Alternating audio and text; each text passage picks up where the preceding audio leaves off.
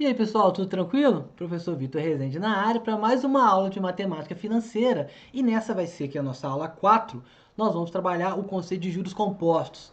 Talvez o conceito mais elegante e mais importante que nós temos na matemática financeira. O mundo é movido pelos juros compostos. Os juros compostos são a oitava maravilha do mundo. Se você souber trabalhar com os juros compostos ao seu favor, provavelmente você vai se dar bem. Se você tiver os juros compostos contra você, as coisas não darão bem. Tá? Então, toda a nossa economia é baseada em juros compostos, mas vamos à nossa aula e as questões de matemática sobre juros compostos. Então, vamos lá. Resumo dessa aula. O que nós iremos tratar? Primeiro momento, eu vou definir para vocês o conceito de juros compostos. Qual é a ideia de juros compostos? Vou definir formalmente a fórmula para se calcular os juros compostos de um capital aplicado a uma taxa de juros num período N qualquer. E vou dar alguns exemplos de aplicações rotineiras de juros compostos, ok? Então, bora lá para a aula. Conceito de juros compostos. Bem, no regime de juros compostos, os juros de cada período são calculados sobre o saldo existente no início do respectivo período e não apenas sobre o capital inicial. Essa que é a grande diferença dos juros compostos por juros simples. Na modalidade juros simples, os juros só incidiam sobre o capital inicial. Nos juros compostos, não. O juro incide sobre o capital do período. No próximo período, quando você for calcular os juros, você vai calcular em cima de um capital que já foi afetado pelos juros do período anterior. Seja ele mês, seja ele ano, seja ele semestre, seja ele dia. Então é o famoso juros sobre juros, tá? Vamos observar alguns exemplos de aplicação no regime de juros compostos. Então, olha só. Vamos supor que a Vanessa tem uma dívida de R$ 500 de cartão de crédito, algo muito comum no dia a dia do brasileiro.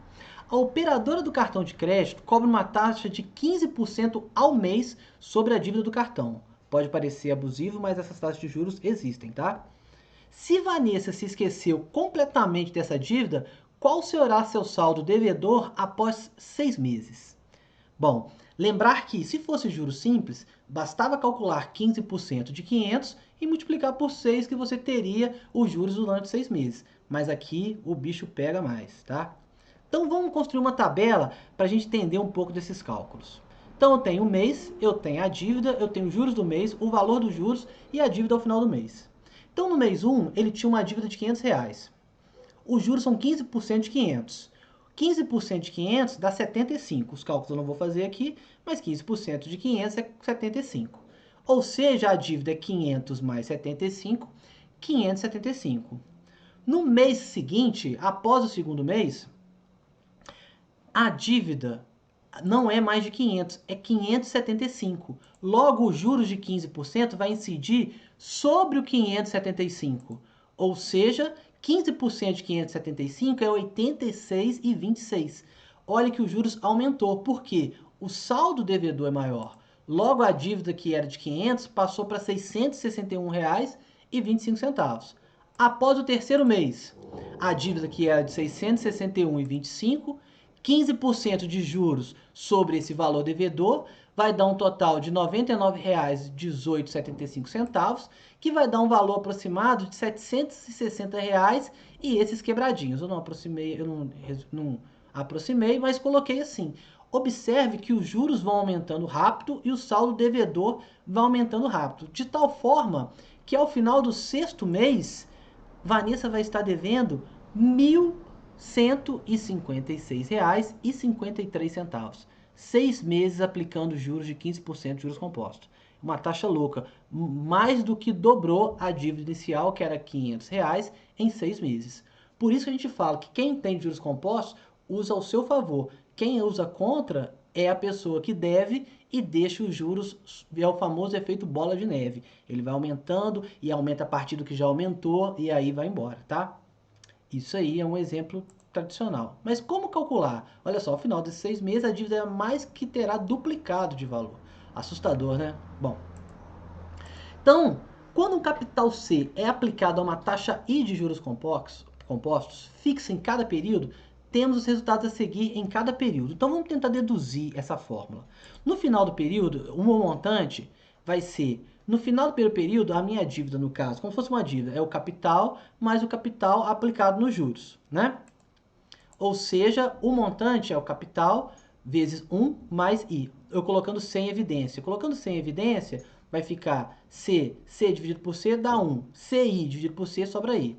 Ao final do primeiro mês, é isso que acontece. Como se fosse juros simples, né? Como se fosse juros simples quando o período for 1. Só que no final do período 2, o montante do período 2, eu não vou pegar o C, eu vou pegar o M1, que é o montante que já foi alterado pelos juros no primeiro período. Então, o montante do período 1 vai ser o montante que ele estava, mais o montante acrescido da taxa. Ou seja, colocando M1 em evidência, mesma coisa, vai ficar M1 que multiplica M1 por M1 dá 1. M1I por M1 dá I. Ou seja, só que quem que é M1? M1 é C vezes 1 mais I. Então, no lugar desse M1, eu coloquei o quê? C vezes 1 mais I. Olha o que eu tenho aqui. C vezes 1 mais I vezes 1 mais I. 1 mais I vezes 1 mais I é 1 mais I ao quadrado. Então, eu posso falar que o montante no final do segundo período vai ser o capital vezes 1 mais I ao quadrado. Vou fazer a mesma coisa para o terceiro período. No terceiro período, eu pego o montante ao final do segundo período, mais o montante do final do segundo período aplicado nos juros. A variação, os juros aqui. Então, eu vou ter montante do segundo período, botando M2 em evidência, vai ficar mesma coisa, M2 que multiplica 1 mais I, colocando M2 em evidência. Só que M2 é o quê? C vezes 1 mais I ao quadrado. Então, vai ficar C vezes 1 mais I ao quadrado vezes 1 mais I. 1 mais I ao quadrado vezes 1 mais I é 1 mais I ao cubo. Então, vai ficar M3 é igual a C vezes 1 mais I ao cubo. No quarto período, eu faria a mesma coisa. De forma intuitiva, olha só, quando era no primeiro período, M1 era C que multiplica 1 mais I. No final do segundo período, C que multiplica 1 mais I ao quadrado. Ao final do terceiro período, o montante é C vezes 1 mais I ao cubo. De maneira intuitiva, e fazendo uma analogia a esse processo, o montante ao final do quarto período vai ser exatamente o quê? C que multiplica 1 mais I elevado à quarta. Ao final do quinto período, C que multiplica 1 mais I elevado à quinta. O montante ao final do décimo período, C que multiplica 1 mais I elevado à décima. E aí, o que eu posso deduzir com essa explicação? Eu posso definir uma fórmula que calcula os juros compostos, que vai ser da seguinte forma. O montante, após um período n, é igual ao capital vezes 1 mais I elevado a n, onde n é o período, M é o montante, C é o capital, I é a taxa e N é o período. Essa é a fórmula de juros compostos. Qual a diferença dessa fórmula para fora de juros simples? Em juros simples, aparece montante é igual a capital vezes 1 mais I vezes N. O N só multiplica a taxa. Aqui não, é 1 mais I, entre parênteses, elevado a N, tá? Porque os juros são compostos. Eles vão dar uma progressão geométrica, ok? Essa é a forma de juros compostos, anote ela aí. Nós iremos utilizá-la, vamos utilizar nos próximos exemplos. Vamos aos exemplos. Bom, primeiro exemplo. Um jovem resolveu aplicar R$ 2.000 em um banco que remunera seus depósitos a uma taxa de 11% ao ano, no regime de juros compostos. Qual o montante que poderá ser retirado pelo jovem ao final de 5 anos? Então, olha só, você tinha 2.000, colocou no banco e o banco te prometeu uma remuneração de 11% ao ano em juros compostos. Quanto você vai retirar depois de 5 anos? Bom, vamos olhar os valores que a gente tem. Primeiro, o capital são 2.000, a taxa 11% ao ano, o prazo 5 anos, está de acordo, e o montante é o que eu quero saber. Quanto que eu vou obter após 5 anos? Lembrando que a taxa a gente sempre coloca ela na forma decimal. 11% ao ano, 11% é 0,11. Então vamos à fórmula. Fórmula de juros compostos é montante é igual capital que multiplica 1 mais I elevado a N. Vamos substituir valores. Montante é igual 2.000 vezes 1 mais o I 0,11 elevado a 5. Montante é igual 2.000 vezes 1 mais 0,11, 1,11 elevado a 5. Observe que essa conta não é uma conta trivial de se fazer. 1,11 elevado a 5 é 1,11 vezes 1,11 vezes 1,11 vezes 1,11 vezes 1,11. Fazer essa conta na mão é ruim. Possivelmente você vai precisar de uma calculadora científica. Lembrando que o seu celular, um smartphone que a maioria das pessoas tem hoje, no ano de 2020, Se você girar ele na posição horizontal, possivelmente vai aparecer toda a parte de matemática financeira e deve ter algo tipo x elevado a y, que é a potência. Basta elevar e fazer essas contas. Aí, se fosse uma prova, possivelmente ele te informaria esse valor, sabendo que 1 elevado a 11 é igual, 1,11 elevado a 5 é igual ao valor. Nesse caso aqui, eu já vou apresentar o resultado. M eu aproximei é aproximadamente igual a 2.000 vezes 1 elevado a 11, 1,11 elevado a 5 é 1,66851. Esse cara, quando eu multiplicar por 2.000, vai me dar um valor de 3.370,20. Isso significa que esses R$ 2.000 aplicados durante 5 anos a uma taxa de 11% ao ano vai me gerar um montante de R$ 3.370,20, ou seja, me gerou um juros de 1.370,20, um juros bem bacana, né? 11% ao ano é uma taxa bem legal, tá? Esse é o montante final. Vamos a outro exemplo. Fabrício faz uma aplicação de R$ 500 em um fundo de investimento que rende 2% ao mês, juros compostos. Quanto Fabrício terá ao final de 2 meses? Então, olha só. Vamos ver quem que eu tenho. O meu capital, 500, a minha taxa, 2% ao mês, o prazo, 2 meses, eu quero saber qual que é o montante. Lembrando, 2% na forma decimal, 0,02. Substitui na fórmula. Montante é igual a capital vezes 1 mais i elevado a n. Montante é igual ao capital 500, 1 mais o i, 0,02, elevado ao prazo que é quanto? 2. Montante é igual a 500, 1 mais 0,02 é 1,02 elevado ao quadrado. Montante é igual a 500 vezes 1,02 ao quadrado é 1,0404. Multiplicando 1,0404 por 500, eu vou ter que o montante é 520,20. Ou seja, ao final de 2 meses, Fabrício terá R$ 520,20. Ou seja, em 2 meses ele já conseguiu um juros de R$ 20,20. Bom, um juro ótimo, porque 2% ao mês é uma bela taxa de rendimento, tá? Cálculo direto utilizando a fórmula de juros compostos. Observe que essa é uma continha que poderia aparecer, porque como o prazo é pequeno, essa conta é natural, dá para fazer na mão. Vamos para a letra B. E agora, quanto o Fabrício terá ao final de 10 anos? Então, vamos olhar os dados. Eu tenho o capital do Fabrício, que era de R$ 500, a taxa 2% ao mês e o prazo são 10 anos. Mas como o período de referência da taxa está ao mês, 10 anos são quantos meses? 120 meses. Um ano tem 12 meses, né? Qual é o montante ao final? Deve dar uma bolada. Vamos calcular. Bom, primeiro colocar a taxa na forma decimal. 2% é 0,02. Vamos à forma de juros compostos. Montante é igual ao capital vezes 1 mais i elevado a n. Montante é igual ao capital, que é 500, 1 mais a taxa, 0,02, elevado ao prazo, que é 120. Montante é igual a 500 vezes 1 mais 0,2, 1,02, elevado a 120. Essa conta é só na calculadora. Montante eu vou aproximar aqui, 10,7652, 10,7652 aproximado.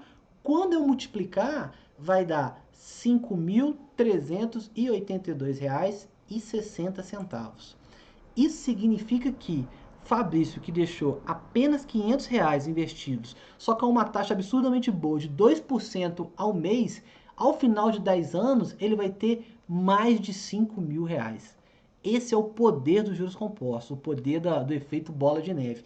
Vai sendo juro em cima de juro, em cima de juro, em cima de juro. O que as pessoas fazem hoje em dia para enriquecer? Elas vão fazendo aportes, ainda cada mês colocando valores e essa bola só vai aumentando de valor. Mas olha, num prazo de 10 anos, R$ 500 dá mais de 5.000, mais que 10 vezes, ok? Tá certo que é uma taxa bem alta, mas é um valor expressivo, tá? Bom, vamos mais um exemplo. O capital de R$ 1.500 aplicado a juros compostos rendeu após 2 meses juros de 153,75. Qual é a taxa de juros? Agora olha só, esse problema é diferente. Eu dei o capital, eu dei o prazo, capital está aqui, eu dei o prazo e eu dei os juros. E eu quero saber qual é a taxa. Então vamos colocar esses caras aqui. Eu sei o capital, Eu quero saber a taxa, eu sei o prazo e eu quero saber quem são os juros. Bom, eu posso falar o seguinte, o montante é igual a capital mais juros, né? Nesse meu caso, o montante que era 1.500 mais os juros que é 153,75, o meu montante obtido foi de 1.653,75. Isso, juros compostos. Então, eu vou usar a forma de juros compostos. O montante é igual ao capital vezes 1 mais i elevado a n. Ou seja, o meu montante, 1.653,75, vezes é igual ao capital de 1.500, vezes 1 mais a taxa elevado ao período que é 2. Esse cara está multiplicando, vai para lá dividindo. 1.653,75 dividido por 1.500 é 1 mais i ao quadrado. Quando eu dividir isso aqui, preciso de uma calculadora, mas como eu faço de cabeça aqui, 1,1025 é igual a 1 mais i ao quadrado. É uma equaçãozinha do segundo grau. Esse quadrado vem para cá como sendo a raiz, como se tivesse tirado a raiz dos dois lados. Raiz quadrada de 1,1025 é igual a 1 mais i. A raiz quadrada desse cara aqui, também obtida pela calculadora, de cabeça dá 1,05. Olha que lindo. É igual a 1 mais i. Passo o 1 para cá, 1,05 menos 1 é igual a i, ou seja, i é 0,05. I é igual a 0,05, está na forma decimal. Para passar para a forma percentual, 0,05 é exatamente 5%, como o período é mês, 5% ao mês. Então, esse capital de 1.500, que após 2 meses rendeu esse juro de R$ 153, ele foi aplicado a uma taxa de 5% ao mês. Ok? Bom, isso é sobre juros compostos, espero que tenham gostado. Observe, a gente só tem uma fórmula importante para utilizar, o resto é interpretar as questões, pegar os dados e fazer as contas, tá? É o fim dessa aula. Se você ficou até aqui, se inscreva nesse canal, faça um comentário, curta esse vídeo para eu poder crescer com esse site, com esse canal e, quem sabe, alcançar várias coisas que eu nem sei falar, tá? Forte abraço a todos, obrigado pela atenção, espero que tenham gostado, porque eu gosto muito. Um abraço e